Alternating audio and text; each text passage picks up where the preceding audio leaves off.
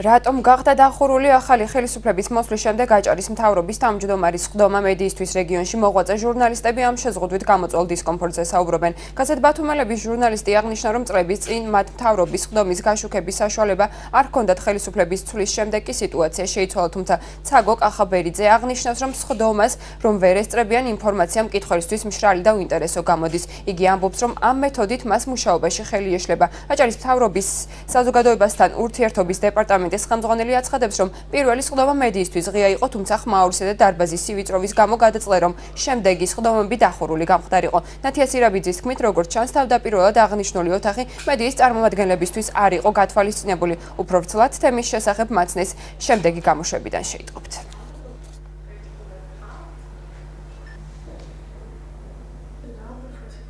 მთავრობის ხდომა უნდა იყოს ღია, ამ შემთხვევაში უფრო საინტერესოა მუშაობა და უფრო მეტ ინფორმაციასაც იღებ, ხოლო როდესაც ხდომა დახურულია და შემდეგ იქედან გამოსული მთავრობის წევრებისგან უნდა გაიგო, რაზე იყო შიგნით საუბარი, ანუ იგებ მშრალ ინფორმაციას, რაზე იყო საუბარი და რა გადაწყვეტილება იქნა მიღებული. ასეთ დროს ჩვენ მუშაობაში ხელი გვეშლება და მასალაც აღარ არის მკითხველისთვის ისეთი საინტერესო, როგორიც შეიძლება ყოფილიყო ღიას ხდომის შემთხვევაში. მე ვფიქრობ, რომ თავიდანვე ეს ოთახი არ იყო განპირობებული იმისთვის, რომ ღია ყოფილიყო ხდომები, ანუ ფიქრობდნენ ალბათ, რომ ჟურნალისტები არ უნდა დასწრებოდნენ, ამიტომაც შეიქმნა ასეთ პატარა ოთახი, სადაც მთავრობის ხდომები იმართებოდა. მთავრობის პირველი ხდომა, როდესაც მხოლოდ მთავრობის წევრები ესწრებოდნენ მას, იყო გახსნილი და ჟურნალისტებს ჩვენ მივეცით საშუალება დასწრებოდნენ მას, მაგრამ მინდა გითხრათ, რომ შეუძლებელი იყო მშვიდ გარემოში ჩატარებულიყო ეს ხდომა, ანუ იგივე ჟურნალისტებს ჰქონდათ სურვილი დროულად გაეყვანათ მინისტრები, ჩაეწერათ და ასე შემდეგ.